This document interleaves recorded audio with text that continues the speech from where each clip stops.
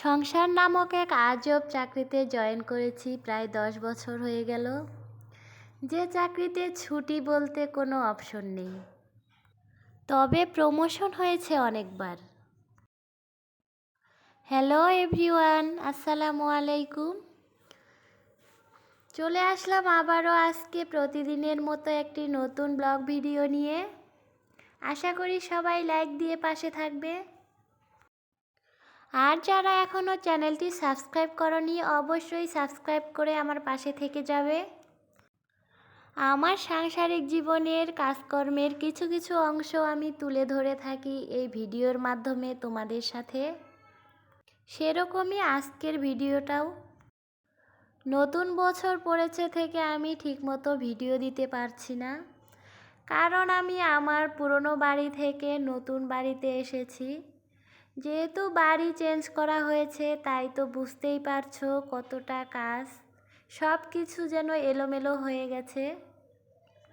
আর কয়েকদিন যাবৎ স্বাস্থ্যটাও ভালো নেই আমার, জ্বর যাচ্ছে, ওষুধ খাচ্ছি কমছে, আবার ঘুরে জ্বর আসছে। কিন্তু তারপরেও তো কাজকর্ম করতেই হয়, আমরা যেহেতু গৃহিণী। সংসারটাই আমাদের কাছে সব কিছু। আজকেও কিন্তু আমার শরীরটা তেমন ভালো ছিল না, কিন্তু তারপরেও আজকে অনেক কাপড় ভিজিয়েছিলাম ধোয়ার জন্য, যেহেতু কয়েকদিন যাবৎ আমি ঠিকমতো কাজকর্ম করতে পারছিলাম না। সুস্থ থাকি আর অসুস্থ থাকি, নিজের সংসারের কাজ নিজেকেই করতে হয়। এটা থেকে কখনোই ছুটি পাওয়ার নেই। তবে নিজের সংসারের কাজ নিজ হাতে গুছিয়ে করাটার মজাই কিন্তু অন্যরকম। এখানে দেখারও কেউ নেই, বলারও কেউ নেই। নিজের ইচ্ছে মতো সুন্দরভাবে সংসারটাকে গুছিয়ে রাখা যায়। তবে সবার কপালে তো তা হয় না। কিছু কিছু বোনেরা আছে, সংসার নামক চাকরিটা থেকে তাদের কোনো ছুটি নেই।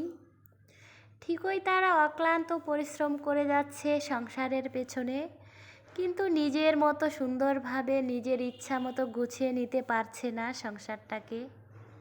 সে নিজের সংসারটার জন্য খাটুক, যতই খাটুক না কেন, তার উপর খবরদারি করার জন্য আরও অনেকগুলো চোখ সবসময় তাকিয়ে থাকে তার দিকে। তার ভালো দিকগুলো চোখে কখনোই না পড়লেও খারাপ দিকগুলো কিন্তু অল্পতেই অনেক বড় বড় রূপে ওদের চোখে ধরা পড়ে যায়। স্বামী, সংসার, সন্তানদের ভবিষ্যৎ, এসব কিছুর কথা চিন্তা করে অনেক বোনই মুখ বুজে দিনের পর দিন সহ্য করে যাচ্ছে সব কিছু। দোয়া রইল সেসব বোনের জন্য। আসলে কি, আমরা তো মেয়ে জাত, আর একটা নারী হয়ে অপর নারীর যদি এসব কষ্ট চোখের সামনে চলে আসে, তখন তো মন খারাপ হবেই, এসব কথা মনে ভাসবেই। তাই আজকে তোমাদের সাথেও কিছুটা শেয়ার করলাম। এদিকে আমি কাপড় ধুতে গিয়ে কিন্তু থালা বাসনও মাজতে চলে আসছি। থালা বাসন বলতে অন্যান্য থালা বাসন আমি ঘরেই মেজে নিয়েছি, ধুয়ে নিয়েছি। আর যেহেতু মাটির চুলায় আমি রান্না করি, তাই অনেক কালি পড়ে আমার হাঁড়ি পাতিলে, তাই হাঁড়ি পাতিলগুলো মাজার জন্য বাইরে নিয়ে আসছি। কাপড় ধোয়ার পরেই কিন্তু গোসল করে নেওয়ার কথা আমার, কিন্তু বাকি কাজগুলো দেখে আর মন চাইলো না। গোসল করার পর অন্যান্য কাজ এগুলো করার ইচ্ছে করে না। যদিও আমার শরীরে জ্বর জ্বর ভাব, তারপরও ভেজা কাপড় নিয়েই এই কাজগুলো আমি সেরে নিচ্ছি। আর গোসলের পরে এই কাজগুলো করলে একেবারেই ভালো হয় না, আবার হাত পা নোংরা হয়ে যায়, কাপড় চোপড় ময়লা হয়ে যায়। তাই চেষ্টা করি গোসলের আগেই সবগুলো কাজ সেরে নেওয়ার জন্য।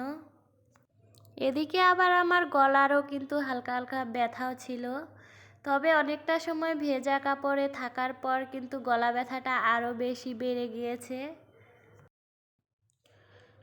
কিন্তু উপায় নেই, নিজের কাজগুলো নিজেকেই করতেই হবে, তাই যতই যাই হোক কাজগুলো সেরে নিচ্ছি। আর কয়েকদিন যাবৎ আমাদের এলাকায় প্রচুর শীত পড়ছে, সারাদিন সূর্যের দেখাই মিলছে না, সেজন্যই ঠান্ডার সমস্যা দেখা দিচ্ছে।